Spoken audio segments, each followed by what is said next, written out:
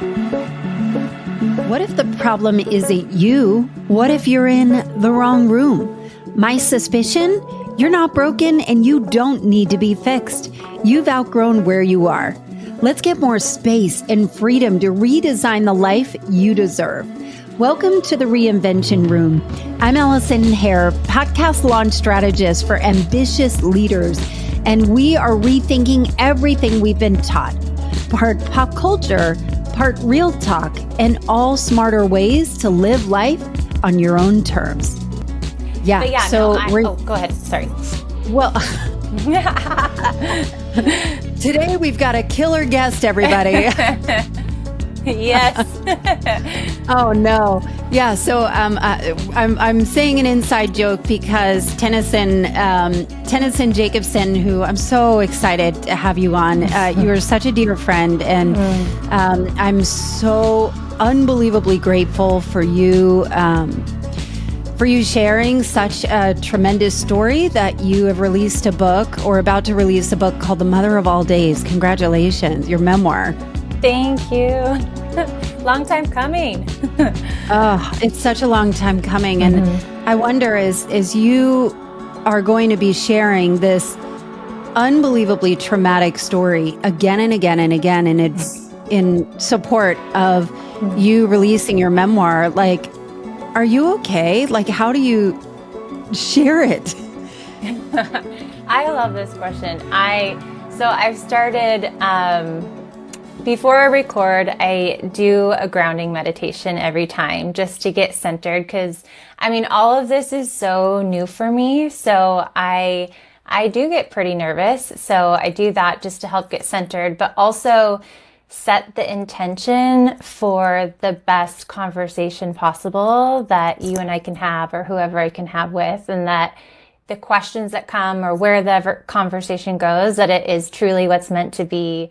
And you know me, I've shared behind the scenes on the side with you that I have always struggled a little bit with my words and being articulate and worrying if I'm saying the right thing. So really just setting the intention that, again, whatever we say today is what's, meant to be, and trust that. So this is why I'm so grateful, because I know you're such a private person, and to have such a really life-changing story. Can you tell me about the Mother of All Days? What started this journey to write a memoir in the first place? Yeah, thank you. I could never imagine I wrote a book. That was not, ever a thought in my head. But yeah, the Mother of All Days is because of Mother's Day of 2013. It was my first Mother's Day. My daughter was 8 months old. And at the time, we were living with my mom. My husband and I were living with my mom in the home I grew up in. And we were doing that to save money because we were building our house. And so we had just gotten back from a weekend away. And so on Mother's Day, we got home around noon. And at the time, we owned a CrossFit gym, my husband and I. So he's a firefighter. We also had the CrossFit gym. And we had a team for our CrossFit gym that was always really close to making it to the CrossFit Games, which, if you're not familiar with the CrossFit world, it's kind of like the Olympics for CrossFit. It's very hard to get there, and our team was very close to always qualifying. So, and my husband Kyle was the leader of the team. So we got home on Mother's Day, and very quickly Kyle needed to pack up and go to the gym to practice with the team. So the thought was, I'll hang out with my mom, spend some time with her. Then later we would go to dinner, just Kyle and my daughter and I, and enjoy Mother's Day. So Kyle leaves, and I'm just kind of picking up from being gone for the weekend.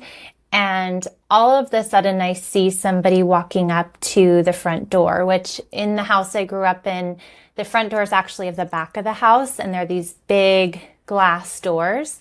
And we lived on the outskirts of town, so nobody ever came to our house. Even pizza deliverers struggled to find where our house was. So I started walking to the door just as you would naturally to respond to a guest. But really quickly, things started to register. This didn't feel right. And so with even 1 to 2 steps, I think I had processed like, well, that's weird. Nobody comes to our house. Well, that's also weird. It's a Sunday. Not only is it Sunday, it's a Mother's Day. So within probably 2 steps, I realized this is actually not okay. This is dangerous. He was a big guy. He was walking with intent, and I could tell there was no way he was going to stop at the front door. And he didn't. He burst right through. He came right for me. I had set my daughter Lila down on a little blanket by the couch to play with her toys. And so my first inclination was just to run towards her. I didn't know what I'd do. I just, mother instinct. So I ran towards her, but before I could get to her, he had gotten to me, and he grabbed me by the ponytail. He yanked my body into his. And then by that time, I was right at the couch, right next to my daughter, so about 2 feet away from her. And he pressed his body into mine, and he bent me over the couch as he's yanking me by the ponytail, covering my mouth. And a little bit about this guy, like he was like so disgusting. And I even feel guilty saying that, but like the smell, it wasn't just like body odor. It was a combination of filth and disgust. Like it was this cloud of, it's taken me years to get even that smell out of my head. And I had no idea who he was. And so he's holding me over the couch, and he was so intense that all that's going through my mind was like, he's going to take me. What's he going to do? Is he going to make me take Lila with us? Like my mom, we had actually gotten into a little argument. We weren't in the best space at the time. And so she was in the shower. She's not hearing anything that's going on. And so he's holding me over the couch. He has his hand over my face, and he gets right in my ear and says, "I won't hurt you. I just want your money." And that actually caught me off guard. And so I felt a little bit of a relief, because I was like, oh my gosh, I actually have $41 in my wallet, which I never carried money. Somebody just happened to pay me for a hoodie at the gym. And so I had this little bit of relief, like, okay, if he just wants money, I have some cash. So I told him, mumbled under his hand, I have money, it's in my diaper bag. And so he yanks me up by my ponytail and basically walks me to the front door where he burst in, where my diaper bag is, and waits for me to get the money. And again, this is a point where it's just weird, because it's a big diaper bag. Yes, it's stuffed with baby stuff, but like if you just wanted money, like wouldn't you maybe just take the whole purse? So he waits for me to dig to find my wallet. I find my wallet. It's one of those. What is he doing? Like, what are you doing? Are you like freaking out? Are you talking? Are you? Yeah, you're just, adrenaline is running. Like you can't even. Frozen? Yeah, I don't think I was frozen. I was very much like, I'm getting this money as fast as I can, and also terrified. And he's still holding me by the hair. He's got his hand on my hip, like holding me close to him. And I'm just like praying to God that I could get this money and he'll leave. So I'm unzipping the wallet, but also realizing this is weird. Like, if you want my money, wouldn't you just take my wallet too? It's got credit cards. Just get out. Yeah. So then I pull out the money, I hand it to him. He finally lets go of me, and then he looks at me. He's about 2 to 3 feet away from me, and his eyes were just pure black. It was like looking into pure evil, like the movies, when there's crazy people. Like, I've never seen a look like that before. And then he smacked me as hard as he could, and I fell down, and he just walked right out. He didn't even run. He just slowly turned, walked, and he didn't even walk down the stairs of our front porch. He hopped over the railing and was gone. So terrified. And, to be, assaulted in your, like, it just, to have someone break into your home and like completely out of the blue. I had, we are pretty good citizens of the community. I'm not in like groups where there's people like this. And there's no beef, and, like there's no beef or some. Yeah, we ran a gym that was only meant to like connect people and help them feel, strength and community. And so this was completely shocking. And so that started the process of an investigation where I called the cops, and Kyle came home with our friend Nick, who owned the gym with us. They raced home as fast as they could. And they couldn't find him. There were dogs that even sniffed for, pheromones, hormone, whatever it is. Because when you release adrenaline, you release this pheromone that dogs can pick up the scent. I had a feeling they weren't going to pick up anything because nothing about him showed that there was like any sort of, not anxiety, but, adrenaline or rush. He was just so intense and so calm. He was just totally like of a different planet is what it felt like. Oh. And so they were there for about 4 hours, and I had this feeling like he's coming back. I just have this feeling he's coming back. And I really didn't want to voice it because I felt bad. But I just told the cops, I'm like, I feel like he's coming back. Something about it feels like he's coming back. And multiple, law enforcement told me, in 30 years of experience, they've never come back. Or, of course, we don't have a crystal ball, but, the likelihood of that happening is basically impossible. We never see it. So I went to bed that night. We went out to dinner, tried to make it normal. Things weren't normal. And worried that he was going to come back. I made Kyle sleep on the side of the bed close to our bedroom door because I slept on that side to get Lila in the middle of the night. And so we flipped sides. And the interesting thing about that is that our home defense was wasp spray. We always had a can of wasp spray on the side of the bed and a wooden bat, which is just interesting. I don't think most people wasp spray. Yeah, when we owned the gym, we had a cop who was like, don't get pepper spray, get wasp spray. And we had discussions of like gun ownership, but I was always like, I don't think I could ever do that. And chances are that would be turned against me if that situation ever happened. So those were our defaults. So I slept on Kyle's side of the bed, which had the bat, and he slept on my side of the bed, which had the wasp spray. And at 1:30 in the morning, we had 2 little Yorkies, and they got up most nights to go to the bathroom in the middle of the night, which was ridiculous. And they did. Can you imagine? I couldn't imagine, like even just going outside in the dark with a dog. Oh. Yeah. So I was like, well, that's not happening. And so I felt bad. But I woke Kyle up. And I should also say, like that night I went to bed, I had this feeling he was coming back. I was so terrified I was. But again, everyone around me was telling me like, this doesn't happen. It doesn't happen. So part of me thought I was crazy that I was thinking this. And so I had gone around the whole house 3 times, checking every single door, every single window locked to make sure it was locked because we had just been broken in. I was attacked. It was terrifying. So Kyle gets up. He's annoyed that the dogs are up in the middle of the night. And I tell him, I'm like, grab the bat. And he's just annoyed. So he grabs the wasp spray just to appease me. And so he walks out into the middle of the hallway and he's walking towards the front door, and all of a sudden the dogs start growling. And so he turns to tell them, like, guys, shut up. And he turns and the guy is right there in the hallway. Oh my God. So he's in the house.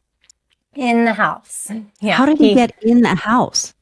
We still honestly have no idea. Like I said, I had checked every single lock and window. We have no idea. The front door was the lock is a little funky, but I spent like so much time on that thing to make sure it was shut. So we have no idea. So he had passed. My husband and I were sleeping in what was called the kid wing. So that was like my old bedroom, my sister's old bedroom, and there was a playroom and a study room. And then he was on his way to the master, which is where my mom was sleeping.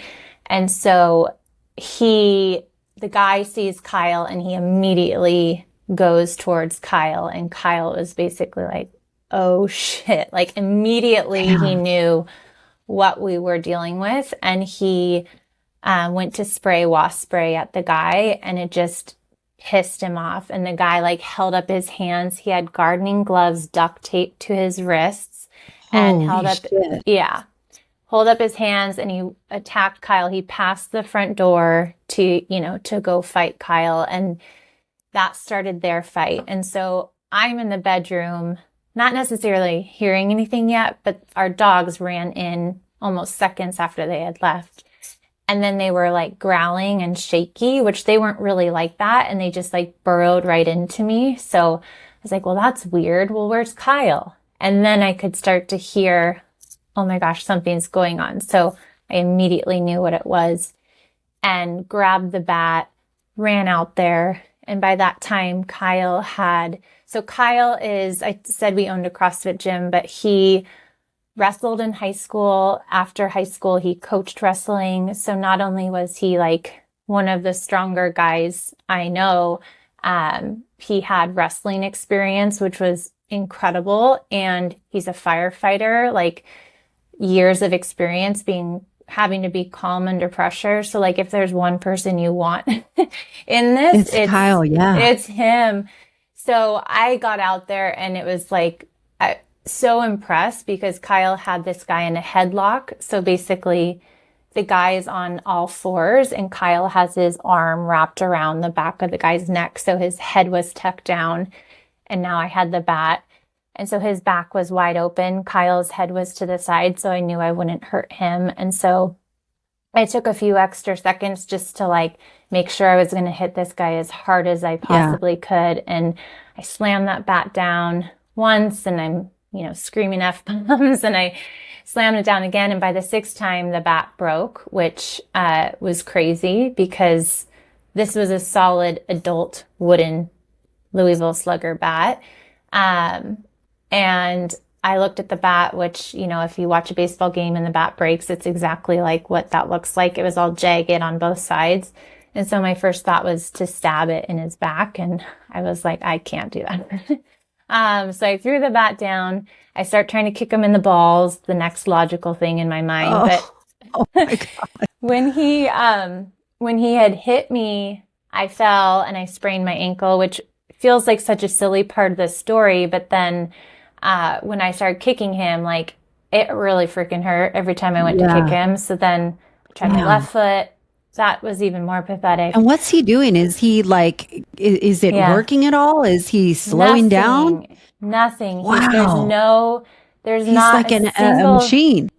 Yeah. There's no noises coming out of, I mean, though I broke a bat on his back. Like there's not even an ow or an ugh or a wow, you bitch or whatever.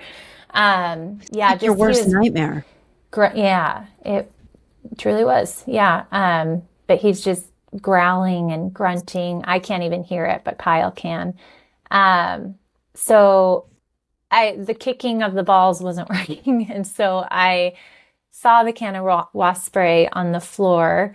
So I decided to grab that because again, his head was still down. And, it's like, how wrestling matches or fights, they're 3 minutes long because they're so intense and they're so short.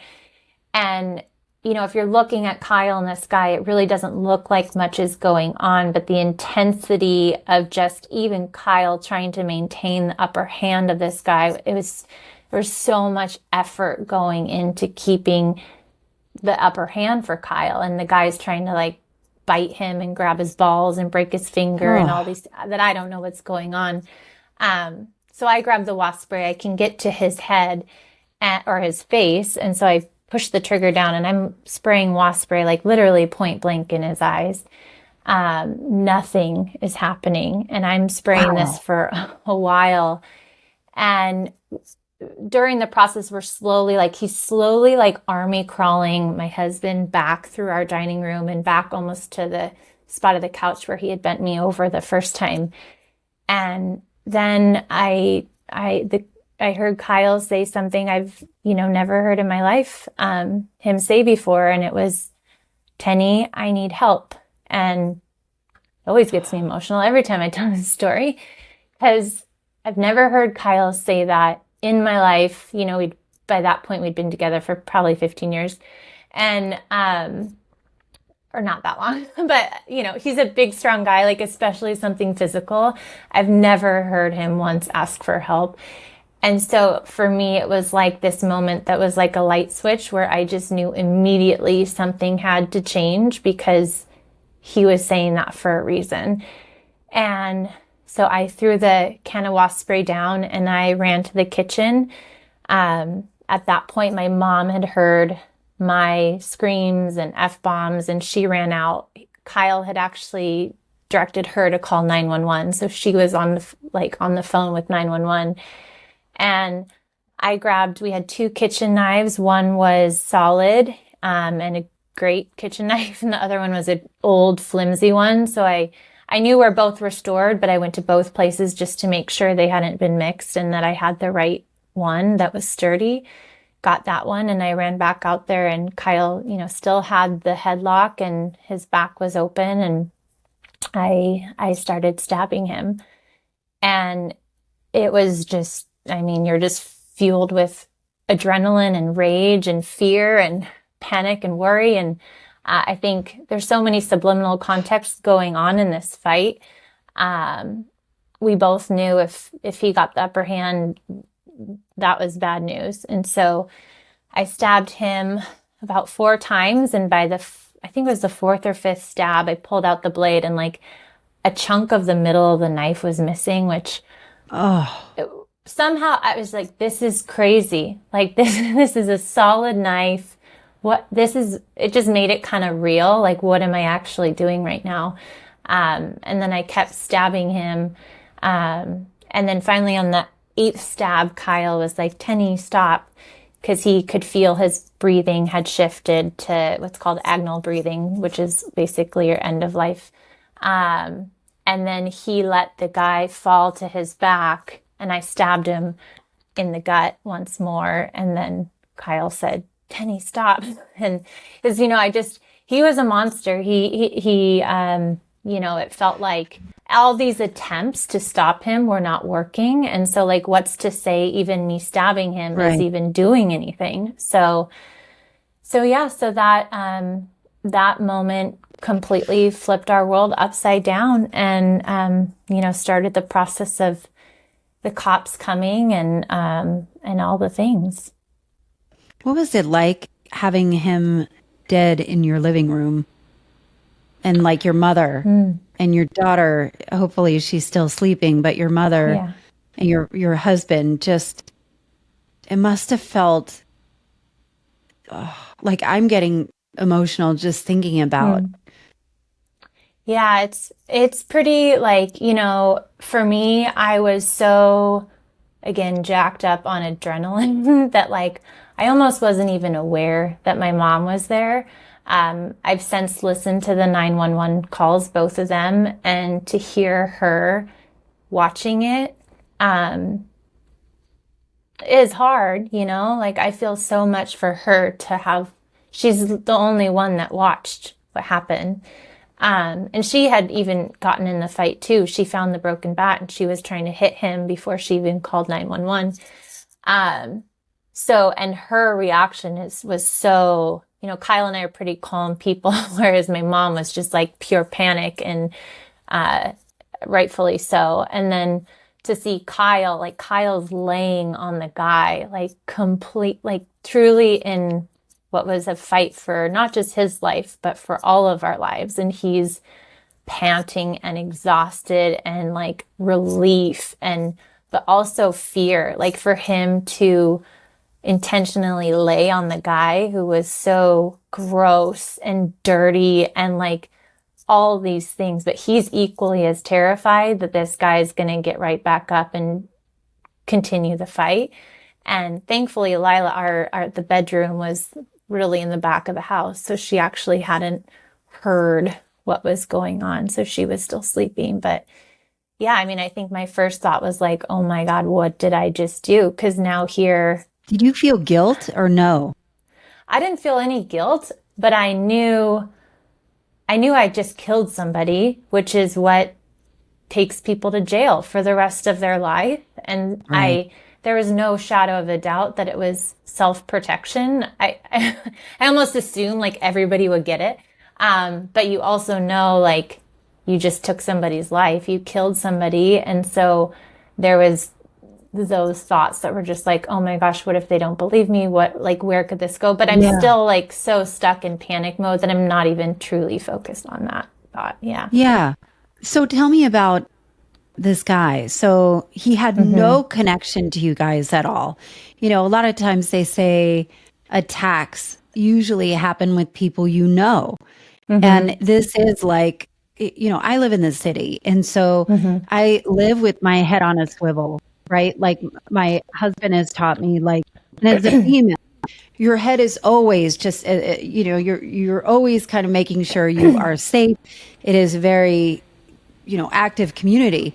But you Mm-hmm. live on the outskirts of Seattle in kind of a rural area where I don't, isn't there like one traffic light where not a lot In the town happens? I live in now, yeah, but in that North Bend where it happened, it was there were just a couple. Yeah, it was a small town.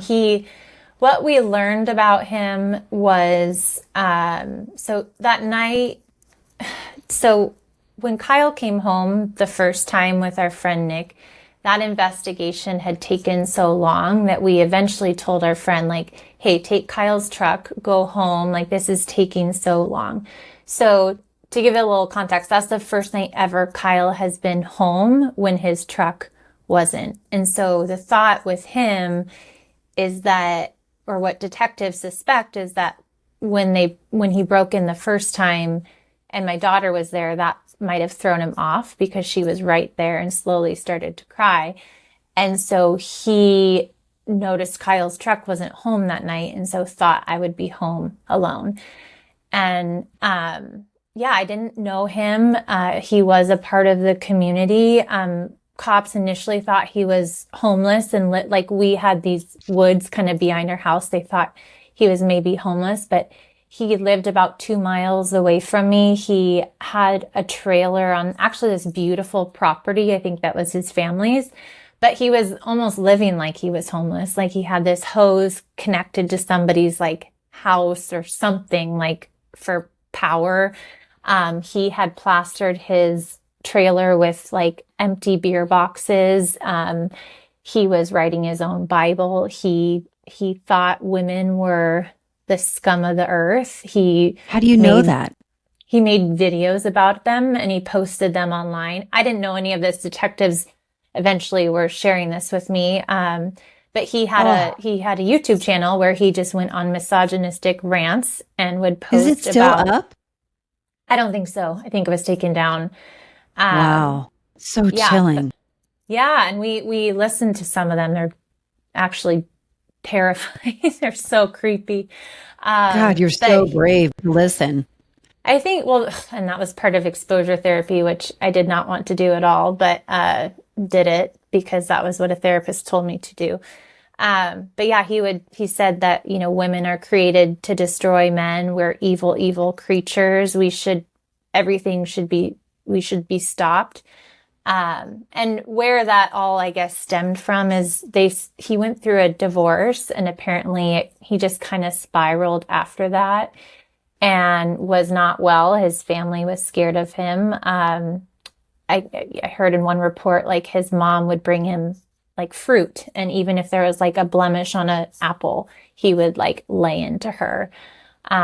He told somebody like aliens drug me down my trailer and monkeys drug me back. Like he was not well.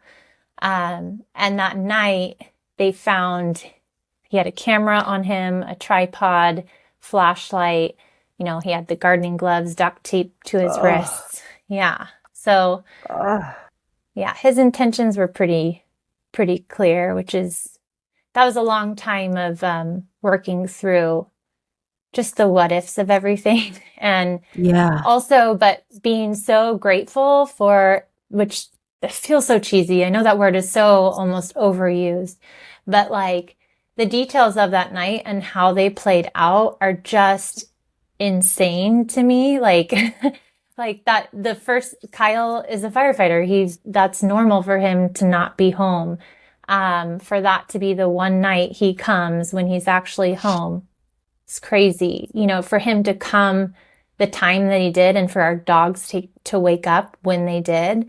I mean, they didn't wake up to barking. They woke up just to go to the bathroom. And if it would have been 5 seconds later, he could have been in my mom's room. Or what if he found Lila first? Like, everything just worked out in such a crazy way that I truly only ever felt that we were protected in some, higher power way. So yeah, it was life altering. I'm curious about where do you even begin to pick up the pieces to move on? Like, you're somebody, Tenny, that, has your arms open wide to exploring healing modalities, and you're just open, right? Like, you're open to exploring the depths of it all. But where do you even begin to start to pick up the pieces and put maybe a different life together?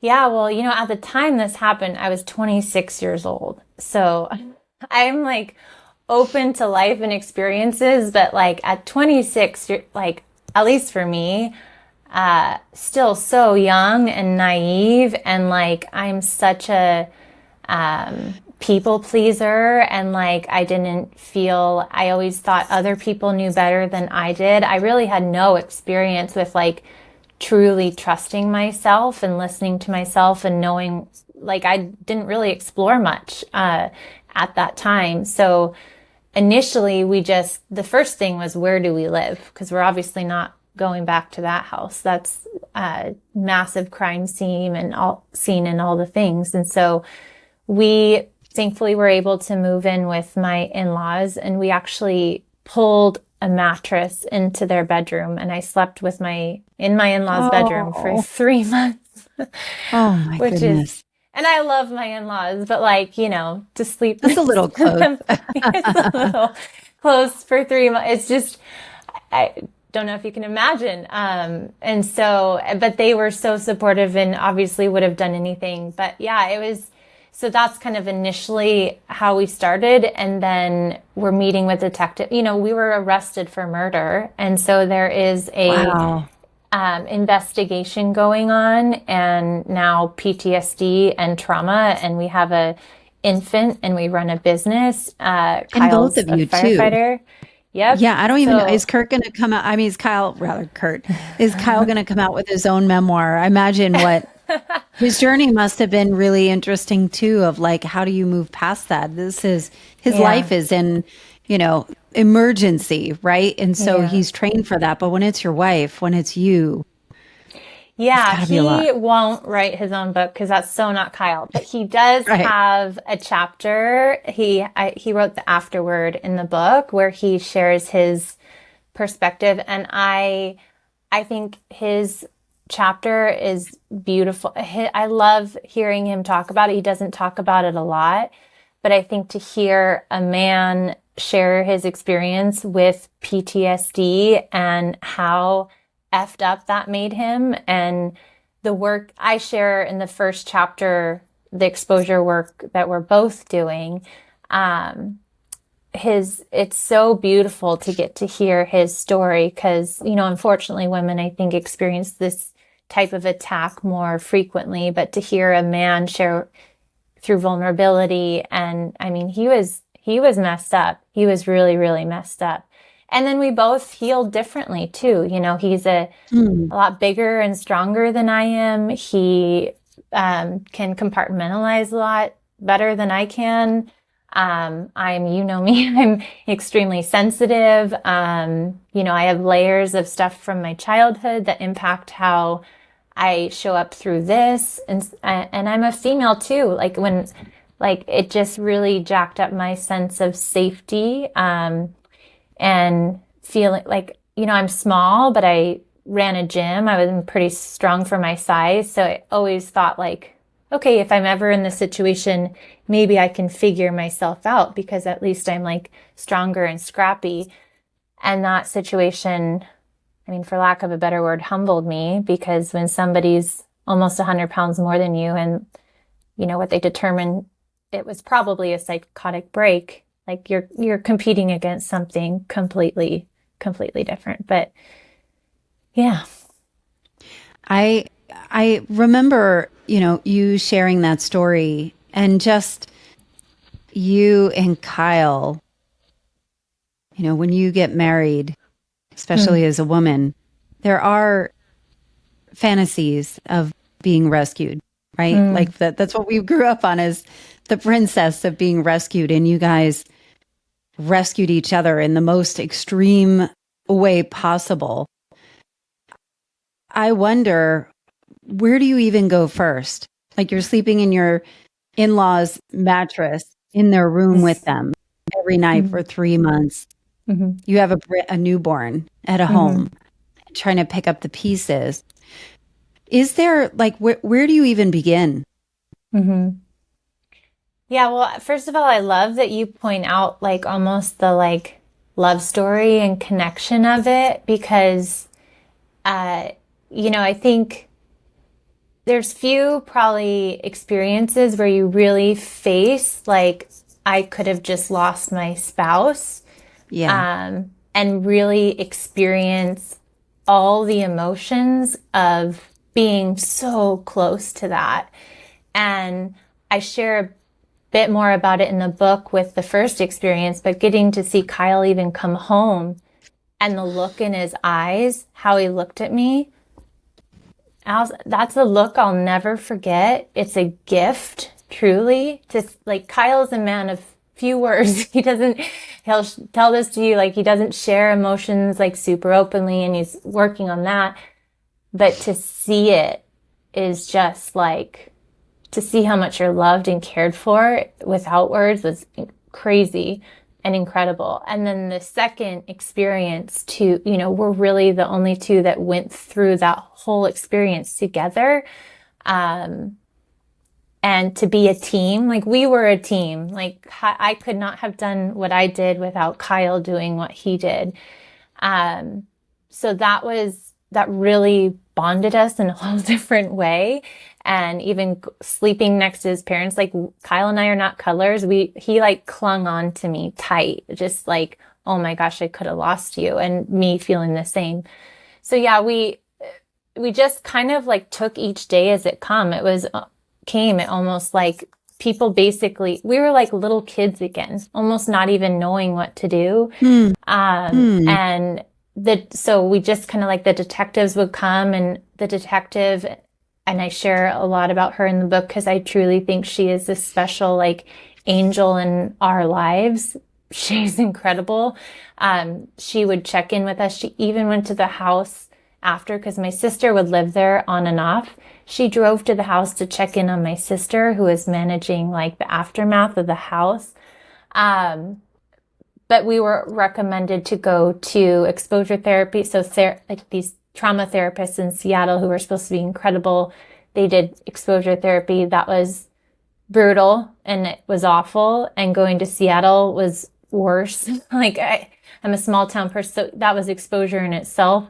So we just kind of did that. And even the first day of the, Monday after Mother's Day, Kyle got a call from his department, and firefighters had volunteered to cover his shift for 3 months, just completely unpaid. Wow. It was incredible. And so, and our Nick, who owned the gym with us, he just kind of took over everything. Like, people just started like taking care of us, truly, like, I'm gonna cry, like, anticipating our needs before we knew what we needed. And so you're just kind of like trying to take one step at a time. And I think the biggest hurdle at first was the investigation. Like, I had this worry about, I killed someone, so I'm so scared about going to jail. And so that was kind of the biggest thing I wanted to like make sure was resolved. And thankfully, like, that resolved itself very quickly. There was like, there's no shadow of a doubt of what was that night. Yeah. And then the PTSD starts to really settle in, even after just a few days. You're not sleeping, constant anxiety and thoughts. And so we went to the doctor, and I was prescribed Xanax, and then, and we had to get tested for infectious diseases. There was all this open blood. That was a terrifying process because I didn't even think about like, oh my gosh, I could have contracted something from this guy. Right. And of all people, he probably has something because he, like, that smell was, he just felt so gross. And that sounds really bad, but like, I don't know. Now I feel guilty even saying that, but I was just so worried to contract something. So yeah, it was just taking things day by day. And thankfully our gym was being managed now by our partner for the most part. And we got all of our shifts there covered and Kyle's shifts were covered. So we just kind of started to take one day as it came. You know, knowing you for a few years now, and it's been 12 years since this, and your memoir is coming out on Mother's Day. 12 years later. My goodness. May 13th, right? which is May a 13th. Tuesday, which is actually the same day it happened, Mother's Day of, 12 years ago. Wow. Yes. So it is the mother of all days. And what has been interesting to witness from you is the way that you heal and your openness to healing modalities, which I know that you've put a lot in the book. And I thought it would be interesting to address that I've witnessed you explaining when you talk about your story in a group, in an entrepreneur group, and we met through Brand Builders group, but how careful and meticulous you are to protect the person that you are talking to from the bomb that you're about to drop. And there is something interesting about you are the victim. I know you don't, like play the victim, but there's so much that goes into protecting somebody else's surprise or their inability to handle grief or trauma or things like that. What has that been like for you? I love that question. I've shared my story so many times. It's, almost like on autopilot at this point. And there was one time I was sharing my story when I was connecting with some women outside this networking group. And I'm pretty used to, like, there's a pretty standard reaction where people are shocked and surprised. They have questions. But when I was meeting with these two women, I could visually see the woman like shutting down right as I was telling it and like getting very uncomfortable. And then just moments later, she had tears in her eyes and she was like, I'm so sorry. I have to go. And she was so uncomfortable. And that feeling, I felt so awful. I felt, I'd never had that reaction before where I made somebody feel so uncomfortable and I hated it. I felt so bad. And I know like part of sharing my story is like we all go through life experiences. I know mine's a little different, but like I compare myself to other people who've gone through so much worse than I have. And so it's not a comparison. We've all gone through stuff. And so that moment made me really sensitive that you just never know who you're sharing your story to. And you know me, I've also tried to practice, like, part of my story is like is being so uncomfortable being in the spotlight and having attention on me. So it's also been my work. You've had national attention from this, right? Like you've had a lot of national attention from this. There was, story. yeah. And it's, but I grew up as a twin and my sister had some, like, things came a little bit more naturally for me and she just walked a different little life than I did. And so I got used to like, okay, don't celebrate my successes or that because I didn't want her to feel bad. And so that is a lifelong undercurrent of who I am, even as an adult. And so even over the last couple of years since you've known me and sharing my story, not only is it uncomfortable for me to like own what I did and like, this is my story, but then worry about other people. And so when I'm sharing it in groups like that, there are a lot of layers going on of like, come on, be bold. You got this. Like you did something. I'm really proud of like myself, not just for the act itself. It's really the years that came after and the work that I put into that, but then also worrying about impacting others. So yeah, there's a lot going on for sure. So tell me about the healing modalities that you have come across, because you have some favorites. You have some favorites and some that have really, really been helpful. Yeah. But I'm also interested in the intuitive piece of this, because you had mentioned it, that I knew he was coming back, even though everybody told me, no, there's no way. You knew. And it may have just saved you. Totally. Yeah, no. So the healing modalities, for the first part, exposure therapy was the first thing we were directed just to. Didn't know anything about it. Didn't know what we were picking. Like we went where we were told. And it was absolutely awful. It's exposure therapy is exposing yourself to the thing that you are the most scared of. And for me, that was sitting in a room alone. But I will say I got some improvement for that. But, and eventually, like after a few years, and there's a lot going on to share, because it is PTSD. It was completely life-altering fear, panic, anxiety. Like I was so struggling and so deep in a lot of stuff as this stuff wears on you after so many years. On the outside, I looked like things were going well, like life looked pretty normal. I'm pretty happy, but there were a lot of layers going on that people didn't realize. And I share that in the book because it's really important to me to be vulnerable in sharing the mess. I don't want to say messiness, because it is what it is. It's life. And it was all so valid. But to really share those struggles.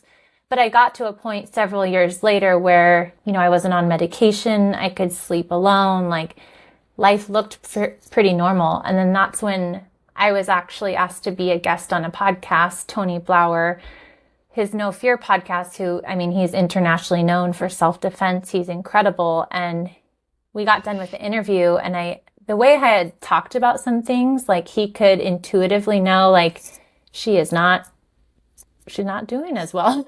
like there were some things, and I thought I came across okay. And so at the end of the interview, he was like, "Hey, you still there? I'm just wondering, like, are you open? I know this amazing therapist. Are you open to me connecting you with him to see if you guys might want to have a conversation?" I was like, anybody Tony Blauer wants me to connect with, 100%.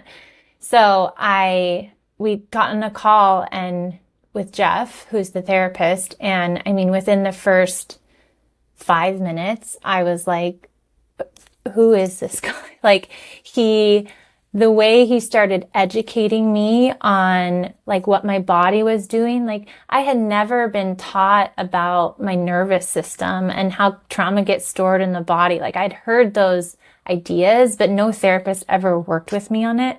And I had several even after the exposure therapy.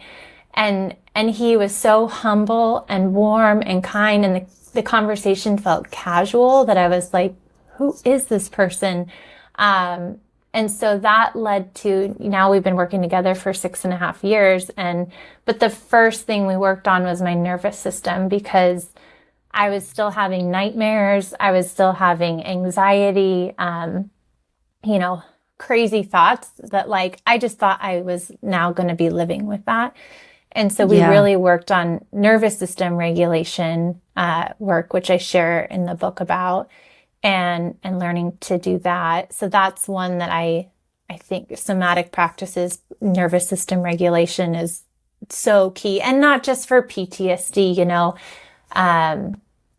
especially as moms and working moms, like we have so many things we're juggling every day. And even just like our phones, they're constantly pinging us. There's so many things that are stressing our nervous system that I truly believe most of us are in, like, there's fight or flight, like this fight stage all the time without even going through something crazy. And so I really believe that we all would benefit from getting into practices that help support our nervous system.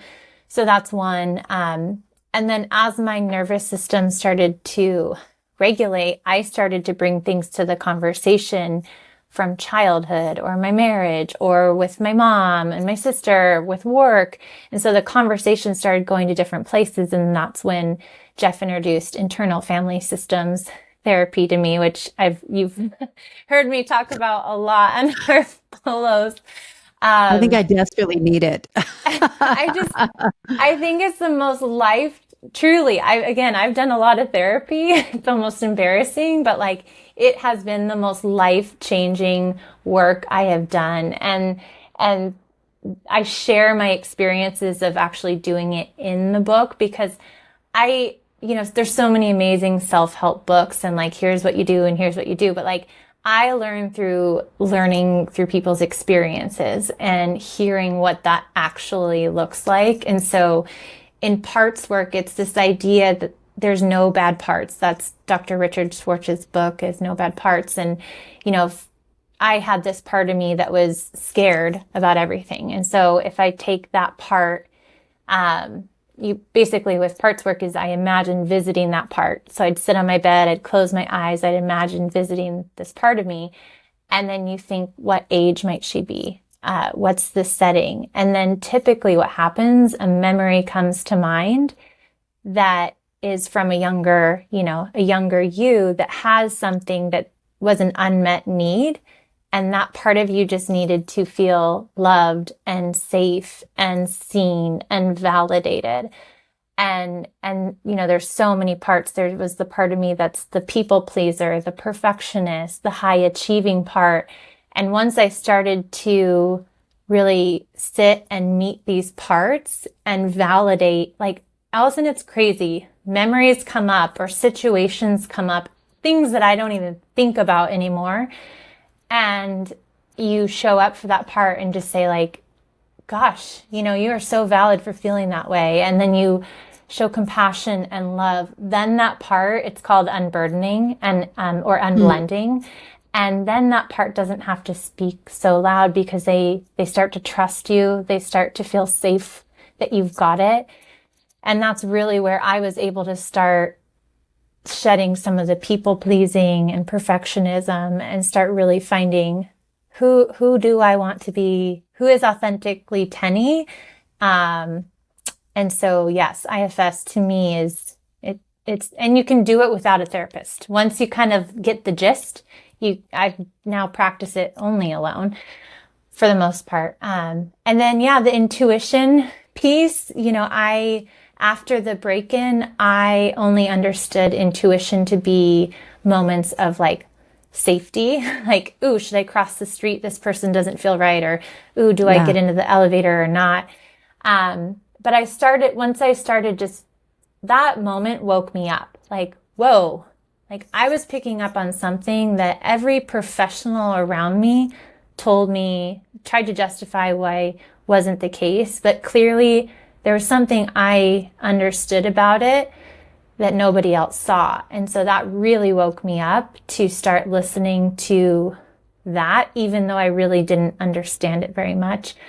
And so I own an insurance agency currently, and I can't believe I do insurance because like that was so not my path. I was into nutrition and wellness and all the things. But so early on in my insurance business, I was like, well, I don't know how to run an insurance business. I'm just going to like listen to my superiors and like, who should I hire? Okay, I'll hire who you tell me I should hire. And so that was where I started to first see like, oh, maybe intuition applies to things outside of just safety. Because I started to hire these people who they look great on paper, like all of the things, check all the boxes, but like I would interview them and something would feel off. But what would I do? I would hire them because the people, my mentors would say, yeah, that feels right. And so I started to see like when I went against what felt right for me, it really didn't end up working out okay. And then that gave me a new awareness of intuition outside of just safety. And then I got very curious about intuition have a friend, Stacy, who's very intuitive, and she helped me explore it even further. And I started reading books. And so now I learn, or I've seen how intuition really is. I mean, it's in all the moments of our day, helping us really guide us to our most aligned and authentic version of ourselves and everything. I've actually watched you kind of navigate through intuition, and you're always right. You're always right. It's really interesting because you are somebody that is, like we all are, presented with a lot of different options. Like we almost can get decision fatigue because we're like, all right, what path should I take? But you, it comes through so strong, which is a testament to how much you've kind of dedicated your time and attention to healing those parts and really taking this on. I'm curious, out of all the healing modalities, which was like the wildest? What is the wildest thing that you've tried that's like really out there? Maybe it worked, maybe it didn't, but you're willing to try it. Well, I feel like you know them, so I'm curious what might be thinking over there. I want to say something though to the intuition that I kind of left out, which might even answer this question a little bit, but the nervous system. Like if your nervous system is fried and you're just like completely, frazzled, like it is going to be so hard to hear that voice within you. And so it's so cool and beautiful how things ended up working out for me with like my work with Jeff, because if I didn't have that component with him of spending literally years learning to regulate my nervous system, which then led to the parts work, like I don't think I would be in this place where I would be able to really listen to my intuition. So I really think it's the foundation. It is the root. It is the magic sauce. You want the secret pill, work on your nervous system. The craziest thing, exposure therapy was like, that was the worst, but I can't say it's the weirdest. I went to Sedona. The last few chapters of the book are about me going to Sedona, trying to, meeting with these healers and doing things. And so that was fun. I've done human design, Akashic record reading. I share about that in the book. And I was even uncomfortable putting it in because a lot of people in my world have traditional, like Christian viewpoints on things. And it's out there. It's basically, and I don't even know how to explain the Akashic records, but it's, it was this woman I listened to and heard about on a podcast, and somebody had done a session with her and just had mind-blowing insight. And as somebody who was trying to figure out their purpose in all of this, I was like, oh gosh, should I do this? But I was so desperate. And so with the Akashic records, I think it's like this energetic library or blueprint of, I don't know, who you've been, past lives, your future. And so I was pretty darn nervous to do that because I thought, like, am I going to hell for doing something like this? And you basically ask your angels and spirit guides questions, which I had to prepare for it. I'm like, what kind of questions do I ask angels and spirit guides? But I had the advice, like, if it comes to mind, just write it down. And so I did. And that was actually such a beautiful moment of like support and validation for me. And the woman who I did it with, Kimber, who, again, I share this experience in the book, she just like the love and encouragement and validation that came from that session. These were just small, like little things along my way, really helping me believe in myself and shed old stories. So that was maybe one of the more unique ones. I love hearing every time you're like, I heard somebody on a podcast and I signed up for it. Yeah.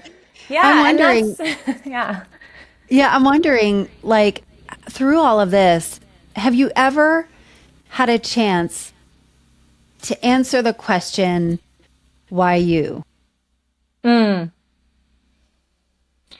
With him coming to me? Yeah.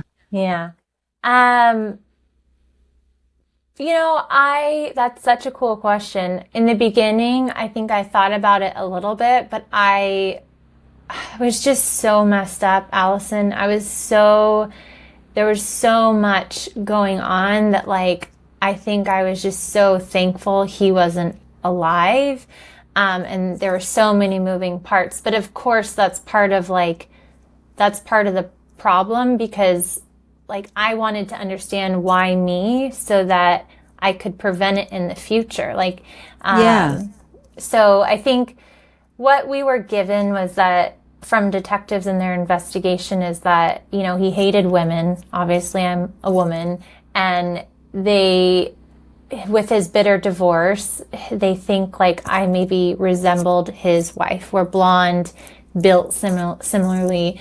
And so maybe he saw me somewhere and that triggered for him, his own pain and things. And so that was the thought there. So I kind of that felt like it made somewhat of a sense to me. So I guess Do you that's feel where we like sit there. cosmically, though? Why you? Oh, Why you? cosmically, why me?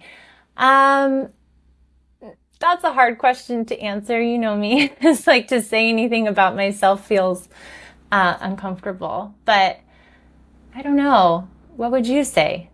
Your I mean, observation. you're just so remarkably brave and so humble. Like I tell you this all the time because I feel like you are so unbelievably strong.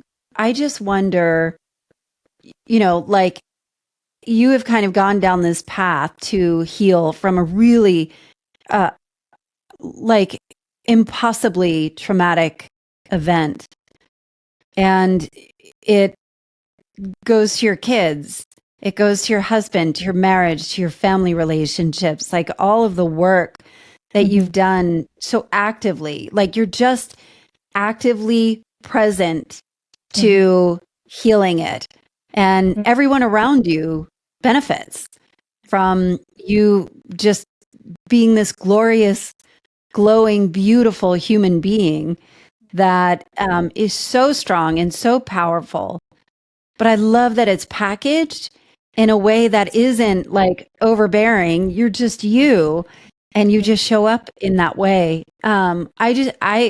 It's been a joy and a gift and an honor to witness just the past few years when we were introduced a few years ago. And we have a really, for the listener, we have a really unique relationship because Tenny and I talk all the time synchronously. Like we talk on Marco Polo. And so we'll share like our deepest, darkest, but Mm-hmm. never at the same time.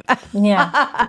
Which you I know? actually was thinking about that, and I think it's so cool for both of us in that I think we've talked about this on Marco Polo, but we are typically the person in the relationship or friendship that asks all the questions and that maybe Yeah. holds the space. And what's interesting about Marco Polo, when you're not talking to somebody on the phone, you just have to keep talking. And so you end up just like sharing it all, which is, it's so nice to to get it out The and that back text, somebody the is, subtext, the backstory, all of it yeah, kind and of that gets in there. somebody's, you've been genuinely curious the whole time, and I've been really grateful for that because, we've been both building our own things, and there's a lot of Yeah. feelings and emotions and turns and roadblocks and all the things that come along the way. So to have that has been cool. But I do think when you were talking about the why me and the cosmic, I think our work is to heal.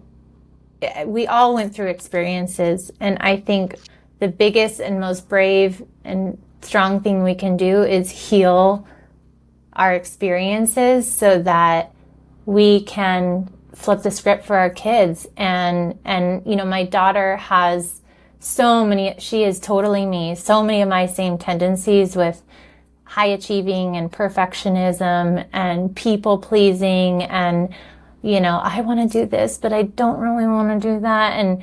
And so my work in healing myself now gets to support her and help her now not walk through what I have over the last, almost 40 years. And to me, that's what makes me so, and I don't say this very often, but like proud of myself, because I get to now help my daughter and my son, walk a different life because I've done the work. And that's, yeah, I think if we could all face our stuff, like this world really would be a different place.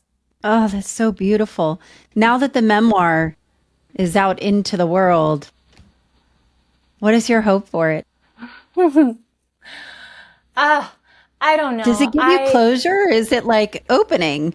It's actually scary. It's really, I'm realizing it's more triggering than I realized, because again, being somebody who's so private, who has clearly struggled with safety and fear and worrying about somebody, and the world can be harsh. And so being so public is scaring me a bit more than I realized. And so I'm needing to do work around that. But again, it always ties back to intuition. And I know when I have followed myself in what feels right, even if it's scary, that it's meant for me and it's leading me to what I'm supposed to be doing. And you know me, I am all driven on like, what is my purpose in life, and finding the most fulfillment and joy and happiness. And I say this with all respect to like my insurance agency, because I'm so thankful for it. It's what's helped me be able to even do this book. And there's so many things I appreciate about it.